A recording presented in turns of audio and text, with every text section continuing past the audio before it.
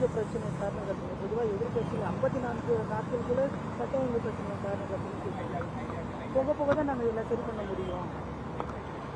நான் உடனடியாக எல்லாத்தையும் சரி பண்ணணும் நான் சொல்லலை. நீங்கள் சொல்ல மாதிரி 54 நாள் தான் ஆச்சு. ஆனால் அவங்களுடைய கட்சிக்காரங்களே தவறு செய்கிறாங்க. எங்களோட பட்டியல் இருக்கு. அதன் மீது இதுவரைக்கும் நடவடிக்கை இருக்கு.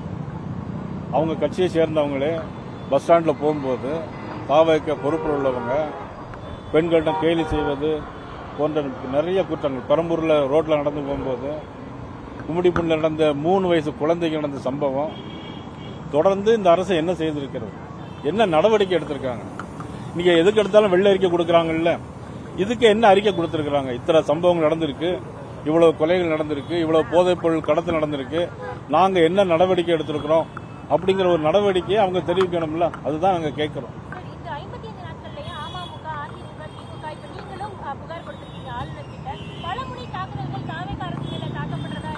இல்ல, பலமுனை தாக்குதல் நடந்த விஷயங்கள ஒவ்வொருத்தரும் அவங்க கருத்துக்களை அவங்க தனித்தனி கட்சி. பலமுனை தாக்குதல்ங்கிறது நாங்க அவங்கள போய் தாக்குறதுல எங்களை அந்த அரசு மீது நாங்க பயணம் குற்றம் சாட்டணும்னா சொல்லல. நாங்க உடனடியாக ராஜினாமா பண்ணணும் அப்படிங்கறத சொல்லல. நீங்க நடவடிக்கை எடுக்க தவறிட்டீங்க அப்படிங்கறது தான் எங்களுடைய குற்றச்சாட்டு. குதிரை பேரம் தொடர்பாக கூட புகார்கள் அளிக்கப்பட்ட அது தொடர்பாக உங்களுடைய நிலைப்பாடு என்ன? அது என்ன சந்தேகம் இருக்கு உங்களுக்கு? அதாவது ஆட்சி பொறுப்பை ஏற்கிறதுக்கு முன்னாடியே காமராஜர் சட்டமன்ற உறுப்பினர் காமராஜர் கூட்டிட்டு போய் அந்த கட்சியினுடைய பொதுச் செயலாளருடைய கையெழுத்து போட்டது மாதிரியே போட்டு அவ்வளவு வேலைகளை பார்த்தாங்க. தொடர்ந்து இப்ப எல்லா எம்எல்ஏக்களும் போயிட்டே இருக்கிறாங்க. எங்களை பொறுத்தவரையிலும் இப்ப 54 நாள் தான் ஆச்சு. ஒரு இடைத்தேர்தல் 6 மாசத்துல இடைத்தேர்தல் வர வேண்டிய அவசியம் கிடையாது, அவசியமே இல்லை. ஆனா இப்போ இந்த தேர்தல் எதற்கு? இப்போ அப்ப குதிரை பேரம் நடக்குதா இல்லையா?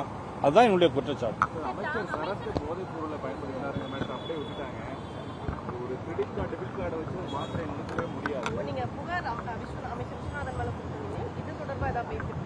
இல்ல, அதாவது புகார் நேரடியாக எழுத்து மூலமா கொடுக்கல. இதை பத்தி நான் சொல்லி இருக்கிறோம். என்னன்னா அது யாரோ சொன்னாங்க 2 வருஷத்துக்கு முன்னால அப்படின்னு.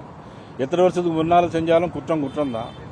ஆனா ஒரு அமைச்சர் கூட்டியவங்க அது மட்டும் நிறைய பேர் சொல்லிட்டே இருக்காங்க. இன்னைக்கு அமைச்சர்கள் பாத்தீங்கன்னா எல்லாருமே குற்றச்சாட்டு இருக்கு. ஒருத்தர் பீர் குடிச்சிட்டே கடலுக்குள்ள வெளியே வராரு, அப்புறம் எல்லாம் நடக்குது. பட் இதெல்லாம் அமைச்சர்கள் மீதும் ஆளுங்கட்சி தரப்பினர் மீதும் முழுக்க புகார்கள் வந்துகிட்டே இருக்கு. இதை முதலமைச்சர் என்ன நடவடிக்கை எடுத்தார் என்பதுதான் எங்களுடைய குற்றச்சாட்டு.